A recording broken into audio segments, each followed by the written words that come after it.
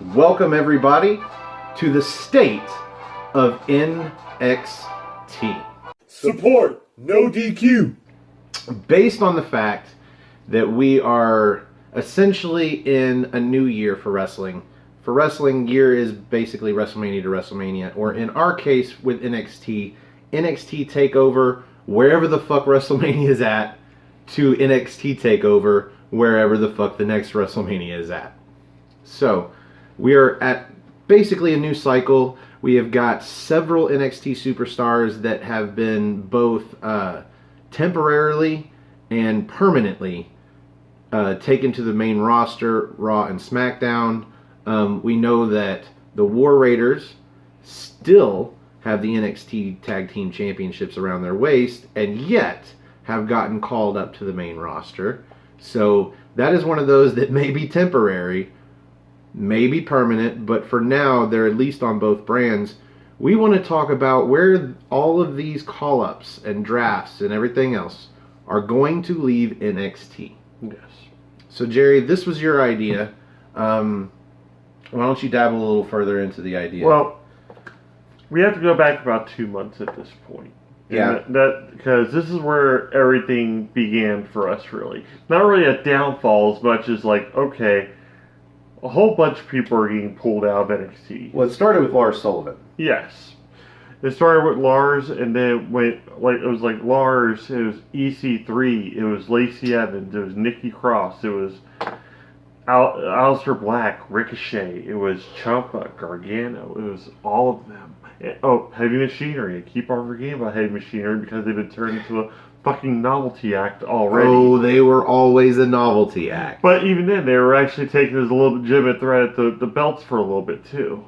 Well, the drafts or the call-ups or fucking whatever you want to call them, sometimes you don't want to call them call-up to the main roster because they end up doing so much worse. They get buried. But this happened in 3 waves. It started with Lars Sullivan, single fellow. Yeah. Just him was getting called up. That was fine. Yes.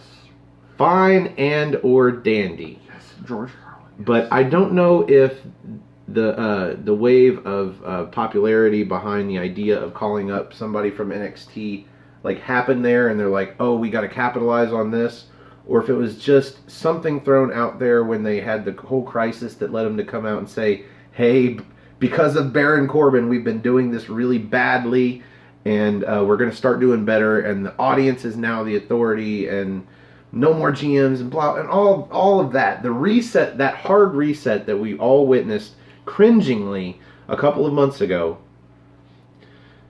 Following that, we had, or it might have been that night, yeah, we had the announcement of all of the others that surrounded Lars Sullivan in that initial pool. So this was wave 2. So we had Lacey Evans, we had Nikki Cross, even though we had already seen Nikki Cross on the main roster. Yeah. She already wrestled. She had shown up, where was she? It was a pay-per-view or something. Didn't wrestle, just was there. And talking about, you never know where Nikki Cross will show up. Maybe it was the women's pay-per-view. Who knows? Probably. No, maybe it was the Raw after that. I think it was SmackDown. But either way, she showed up. So you had Nikki Cross and Lacey Evans. You had Heavy Machinery, Otis Dozovich and Tucker Knight. Yep. I knew I'd remember them. Yep. No, I actually didn't know I would remember them. But anyway, so you had them. You had Lars Sullivan, of course. You had EC3. Support, no DQ. Wave 3 was Aleister Black, Johnny Gargano, Tommaso Ciampa, and Ricochet. Yes. And Aleister Black and Ricochet became the tag team. Tommaso Ciampa and Johnny Gargano were supposed to be a tag team. Yeah. Although they might have been intended to be broken up because of previous television tapings for NXT. But who knows at this point, because the main roster might have gone completely off script and just not cared about the kayfabe world of NXT and been like, well, on NXT they might be feuding, but here on Raw they're a fucking tag team. Yeah, they're DIY. They're inseparable. They're buddies to the end.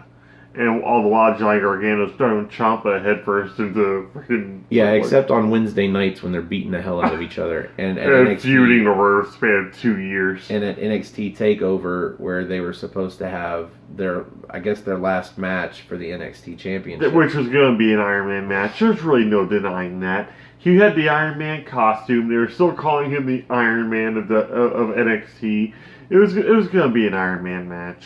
It wasn't going to be a 2 out of 3 falls match like we got with Gargano and Cole, which still was a 5-star match in its own right. But at the same time, yeah, it was supposed to be an Iron Man match, and we got kind of cheated out of it. But at the same time, injuries happen. We understand that. Triple H pulled that to pay-per-view out of his ass, and it turned into a good one regardless. Well, I think that's the only match that he really had to worry about. Well, I think he had to reroute a whole bunch of stuff, because chances are, if it was going to be Gargano versus Ciampa, that means Cole would have been in the win, which means he probably would have faced off against Velveteen Dream. There's no telling where Matt Riddle would have ended up on the card. I think Matt Riddle versus Velveteen Dream was the plan. Or could have been a triple threat between the three. Maybe. But that brings us to 8 people. Yes. Scale it back to... No, that was 10 people. Yeah, 10 people. You scale it back to 8 because Ciampa's out because of the neck surgery, and now Johnny Gargano is the NXT champion, and it seems like he's been reeled back into NXT. Here's where the problem lies with me.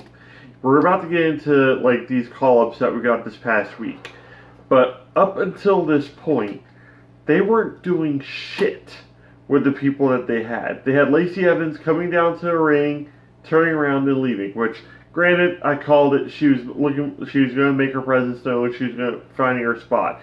But people were already getting sick of Lacey Evans at this point because of that. Lars Sullivan, complete fucking freak out. Lars Sullivan was so good at lurking that he just disappeared altogether. Nobody could see him to do an interview. Nobody could get footage because he was just lurking. He was doing better not being seen than John Cena. Yeah, definitely. But he's there now. Tucker and Knight, they're not doing shit except for comedy sketches, but No Way Jose and Alexa Bliss, it seems like. Now, to be fair, Heavy Machinery was a gimmick in NXT too. They are a comedy tag team. They just have good power, and in NXT, where their size is actually bigger than most, yeah, it's good. But on the main roster, they're still going to be a comedy tag team. Now they're not the biggest guys in the locker room, and this is where I expected them to end up. Yeah, and then we have EC3, who's in a doghouse most of the time, but surprise, surprise, guess who gets teamed up with now? Drake Maverick. Guess where that happened before? TNA Impact with a Rockstar Spud. So they're going to probably bury him and Rockstar Spud. Yep. Or Drake Maverick. See, and then we have, the biggest crime I think we had through all of this is more or less Nikki Cross still being twisting in the wind at this point, too. Granted, I think they're going to turn her into Sister Abigail, something I've been talking about forever, and now it's actually catching on as well, too, with everybody else. She's got that craziness to her. Her and Bray Wyatt would make a cool pairing in some way, shape, or form. And it'd be a way of making Bray Wyatt somewhat relevant again. Well, now that you mentioned Nikki Cross, yeah, she is one of the superstars who is mysteriously absent from placement or shakeupness on WWE's website with the final tally of who went to Raw and who went to SmackDown. Yeah. They've placed most of those 8, if not all of them. Yeah. And they've drafted a few from Raw to SmackDown and SmackDown to Raw. But Nikki Cross is nowhere on that list. And she was one of the initial waves, the second wave, I believe, yeah, where she was not branded coming in. So she could have gone to either brand, and so far nobody's claimed her. Well, the thing is with her is also the fact that we didn't really get much finality with her in NXT as well. We got her versus Bianca Belair during the whole Aleister Black Gargano feud, and that was really entertaining. That was super entertaining. And then the last match we get with her was against Mia Yim, which we called as being her last match because she said that was fun. She wasn't talking about just that match. She was talking about her stay in NXT at that point. But since then, nothing. Not really anything. a couple, like, she made her Rumble, or her, like, what was it, the Battle Royal appearance, and she got eliminated, maybe 3 or 4 people in. Well, although she has not been placed, we do have placements, and we've got these, or you've got these written down. Yeah. So we've got everybody that we've lost from NXT to either the initial waves of call-ups or the Superstar shakeup. We've got Lacey Evans, Black and Ricochet, EC3, and the War Raiders / the Viking Experience. It's not that he forgot who they are, it's that he really resents the fact that they're called the Viking Experience. It's a horrible fucking It name. really, really is. But that's a topic Were you in Norway at that point? The Viking Experience was very, very bad. Remember that, and we'll talk about it tomorrow night on the Rated R Report. So, for SmackDown, we have Kairi Sane, Lars Sullivan, and Heavy Machinery, which is just Otis and Tucker with no last names. Yeah, none of the fun stuff. So, no Dozovich. Like, that's why the whole thing makes sense, is because his last name sounds like Dozer. Yes. Geniuses they are, geniuses. If you're only going to keep one of his names, Dozovich is the one to keep. Yes. Oh, which one do you think they're going to keep with Dijakovic? They'll probably just completely change his name. So here's the thing. During all of this, we have lost, who is it now, 10? Yeah. Because we got Kairi Sane called up without being part of the wave, and we also got... at that point, but... So that's 11 now. Yeah. Because that's a tag team. So we've got 11 lost from NXT to the main roster. And granted, the Viking Experience... Yeah. is not completely to the main roster yet. They still have the NXT Tag Team Championships, but that's only going to be for so long. We have lost 11, and during all of this, we have gained Kushida. Yes. One superstar to fill in the void. Yes. This is leaving a very bare bones NXT, and I think that's why it's important to call a state of NXT. Where the fuck does NXT go from here? Are there superstars out there right now that can come in and fill the void without having to resort to taking every good person you've got from NXT UK and 205 Live? Yes. That's what they're resorting to at this point, is having to bring in star power from these other shows. Especially now, I think we're going to be getting Pete Dunne from NXT UK but being moved over to the States. I saw that in an exclusive, like William Regal looked Pete Dunne up and down. I believe he's going to be the next contender, and that's why he didn't make the match with Adam Cole for Roderick Strong and Johnny Gargano to be the championship match. Is the fact that he's saving that for Pete Dunne. This would have been a really good show to do with Cindy G and Noah Foster. They're tired. Especially Cindy, because she knows the indies. Yes. And she would probably be able to name a dozen or more people on the indie scene right now that could come into NXT and fill those voids. Yeah. Personally, I don't watch any of that.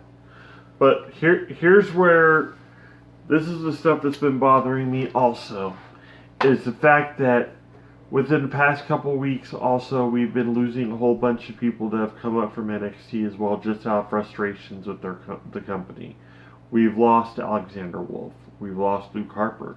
Sasha is more or less trying to get herself fired at this point. That's how it seems. It is how it seems, but at the same time, Dean Ambrose, we'll go ahead and call him too, because he started off in NXT before then Florida Championship Wrestling, which NXT spawned off of.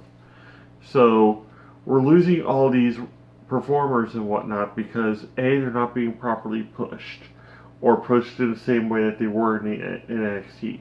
You gotta figure, Sasha Banks, her title reigns that she had in the main roster so far have lasted less than a month.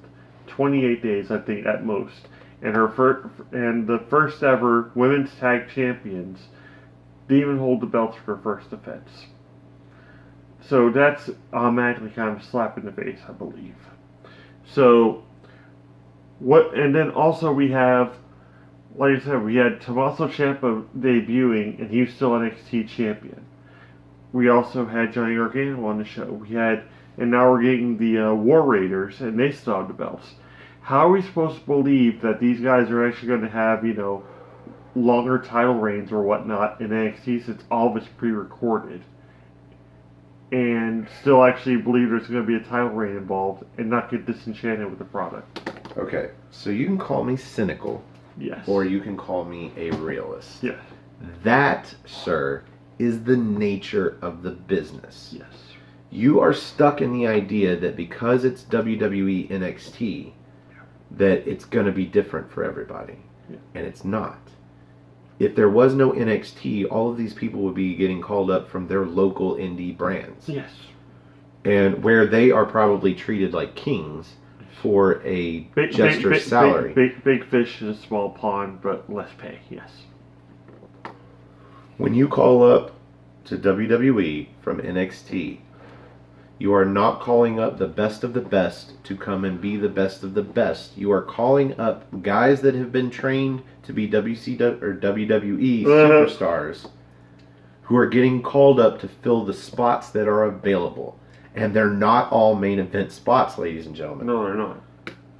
This is the nature of the business. Yeah. Alright, so let me ask you this question, and this is one that I posed on our bar a little while ago, and I don't think you responded to it. Not a lot of people did. But is it safe to say that maybe Vince is using this as a power play to keep people from bouncing out there to AEW or leaving the company in general? This is how easy I can replace you. I pull people out of NXT. I'll make them a star in spite of you. There's the door. Get out. No, this is just an adrenaline shot to the chest of Raw and SmackDown. He needs to do something to change up the landscape of both brands so that it is different and entertaining again, because people are tuning out. But he's also draining the talent pool at this point of NXT as well. What the fuck does he care? He doesn't care, and that's what bothers me about it. Is the fact that this, I get it's a development brand, but at the same time, you don't have to pull like so many people out there at a time. If there was no WWE, yeah, there would be no NXT. Yes. It would still be Florida Championship Wrestling. Yeah. And let Vince do what he has to do, man. NXT will survive the same way they have the last several, 8, 9 years. I have no doubt they're going to build some stars in spite of themselves, but at the same time, leave some superstars in there enough to actually, We still have Adam Cole, we still have Johnny Gargano, we've got Dijakovic, we've got Keith Lee once he's not injured, we've got Matt Riddle, we've got Velveteen Dream, we've got... But for how long? Oh yeah, but that's the nature of the business, sir. If this was an independent company, unless they lived in the area, they don't have them for very long. They've got them for a season. Yeah. Maybe. Or maybe just one night they're passing through. Big star. Johnny fill in the blank. Yes. Johnny fill in the blank. Whatever company you are, that's my last name. He happened to be driving through and they're like, hey, you want to do our show? He's like, yeah, I got free time. How much you paying? Oh, perfect. Yes. That shit happens too. It's about utilizing the talent you have properly, which NXT manages to do. So they're usually just fine. What you see is lulls in some of the hotness of the storylines. Like, we're definitely coming out of Johnny Gargano versus Tommaso Ciampa for at least 1.5 years. Oh, yeah. So, if not longer. That may have been the final chapter. Where do you fill in the rest of it? Well, I tell you one thing they did correctly. They kept Shayna Baszler on NXT. Yes. Because Jessamine Duke and Maria Shafir need help, and these new call-ups that they have for women. And who did they call up instead? Kairi Sane. And Shayna Baszler gave her a hell of a goodbye, stomping on that arm. Yep. God damn. But Kairi Sane makes a lot of sense to me to get called up. Fuck, let her get called up, I was about to say, because Pirate Princess be gone. Yes. From my NXT. I was about to say, her gimmick is very cartoony, and that's what they kind of need to sell the hats and sell the t-shirts and whatnot at the live events. That's fine. But some of these other stars... Yeah, it just bothers me is all. That and just the way they're brought up so suddenly and whatnot. I have my own idea for, how that kind of system should work. I'm not sure if this is a good platform for it or if I should say it for Go for it, man. Okay, cool. Instead of a superstar shakeup, have it so general managers pop up on shows and make trades and drafts and whatnot with the actual other general managers. That almost like a hired gun kind of mercenary kind of thing going on with just amongst the general managers. Like one night during Raw or something, you have Sid Scala and Johnny Saint for no apparent reason showing up on Raw backstage talking to whoever's in charge of Raw. And they'll make a trade-off for certain superstars, and you don't know who's going over to where and for how long until it actually happens. That would actually make for some interesting television. It's like, who are they bringing over? Who are they going to be going against? We don't know. And then at like maybe triannually, but I would actually think biannually, one male superstar and one female superstar from NXT gets to call up at a draft. They get announced. They actually get their final match in NXT, get to say goodbye, get out the door, boom. Okay, so that's okay. I would like to take that and refine it, hone it, if you will, and expand it. Absolutely. Take your sip of tea, and then we'll do this. So I think the superstar shakeup is stupid. It is probably the worst incarnation of how they've done this ever. Because essentially it's just telling you point blank, we've made all these decisions in the back, us, the McMahon family, and we're just going to present it to you. Yeah. Just however we feel like it. Like, no draft, no nothing. Like, just, we're going to move people around and show you what we did. Hey, did you enjoy it? I think they got the idea wrong that people don't like general managers. People don't like McMahon's in power unless, in one specific instance, in the late 90s, when it was Stone Cold Steve Austin versus Mr. McMahon, everywhere you turned, that was the only time they enjoyed a McMahon in power. Other than that, people hate it. And we know they run the show, but suspend our disbelief and allow us to imagine they don't. What we like are general managers like Mick Foley when he was the commissioner. I like Regal. Just general managers that do not necessarily represent the system or the McMahons, and more so represent the fans. Yeah. So you bring back general managers, you completely take away the McMahon family. All of them. From television. Yes. Period. Mm-hmm. And this is a guy that loves to see Stephanie McMahon on television. Oh. See her. Yeah. Not hear her entrance music. Well, I'm all grown up. Welcome to the Queendom. Where the kings bow down. Oh God! And now it's going to be stuck in my head. So, get rid of the McMahons. Have general managers. I'm not even going to say who they should be. Who the fuck cares? No. Make one of them Edge. Make one of them Edge for Raw, definitely. And make one of them Paige again. Paige. Bring back Paige for SmackDown. Jesus, she was a great general manager. She just did her job and nothing else. And did it well. I wouldn't mind if for some reason Johnny Saint were to retire and let Paige and Scala run UK.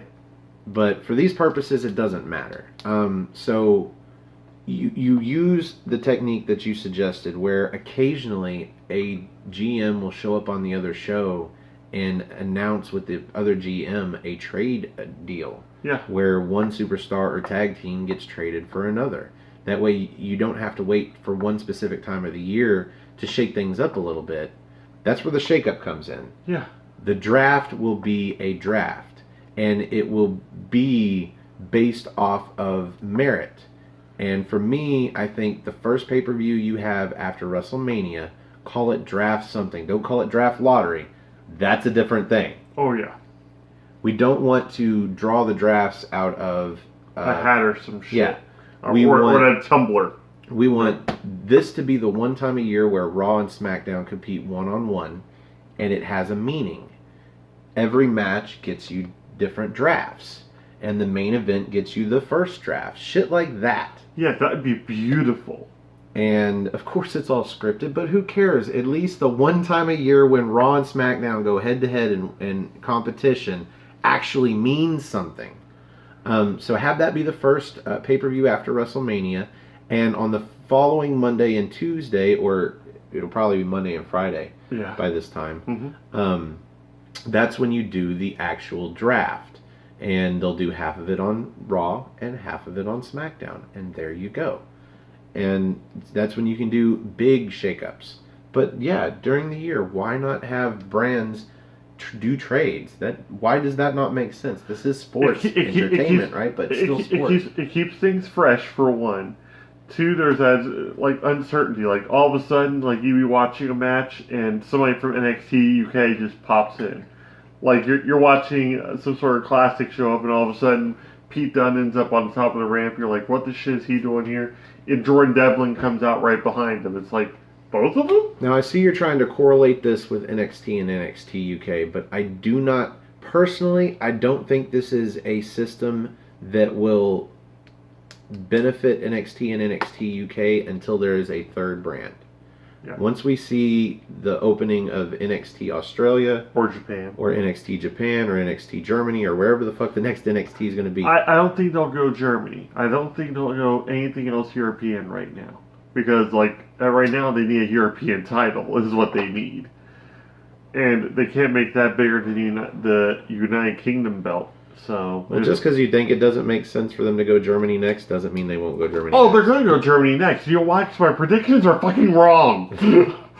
I just think Australia makes more sense because they speak English natively. Yeah. Well, not natively. But yeah, I figure almost half half of what we have in NXT UK right now is Australian. So I think once there's a third brand, this would be brilliant to extend to NXT. Yeah. Because then you can have all three brands competing, and you can have the one time a year where all three brands compete on the same NXT takeover. Yeah. And you have three brands competing for the drafts. Yeah. And so then you'll have three shows where you do drafts on. It would be awesome. Yeah. NXT draft. You'd have general managers showing up via Skype at the early times in the morning because it's in fucking Australia. You know, like I think they would be best once it's three brands, but at two, I just don't see the need for it because right now you've got so many people coming in, especially in NXT UK and especially now NXT. Now that there's a lot of spots open, you're gonna have a lot of people coming in. No need for a shakeup anytime soon. No, there won't be any need until somebody else leaves, and then McMahon has to pull three other people he feels out of NXT just to fill that void. On Raw and SmackDown, there is a definite need to move people back and forth. Yeah. But on NXT and NXT UK, there is no need. And even once there's a third brand, let's call it NXT Australia, there still won't be a need, but purely for the gimmick of it would be brilliant. Yeah. All right, so real quick, and then we'll go ahead and wrap it up so we don't make this super long. Where do we see, like, these people that got called up feuding? Because we see Lacey Evans already starting shit with Becky Lynch. Where do we see Black and Ricochet at? Do we see them breaking up anytime soon? EC3. Who's going to be his first opponent? Or with EC3, I don't care. He's going to be a mid-card talent, probably jobbing out a lot. Same thing with Heavy Machinery.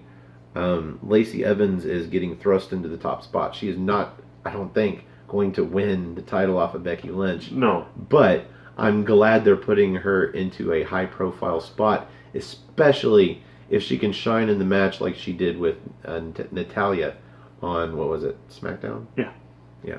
But my problem also with that is the fact that now, if Lacey Evans loses, Raw. I think it was Raw. Yeah, it was. If Lacey Evans is to lose, where does that leave her? She's definitely going to lose. She'll go back into the pile, and maybe they'll find her a suitable person to feud with. But I mean, she'll go back in the pile, same as everybody else. It's all in the business. I'm just hoping it's not one of those flash in the pan things, and she loses the match, and next thing we know, she's being wished the best in her future endeavors.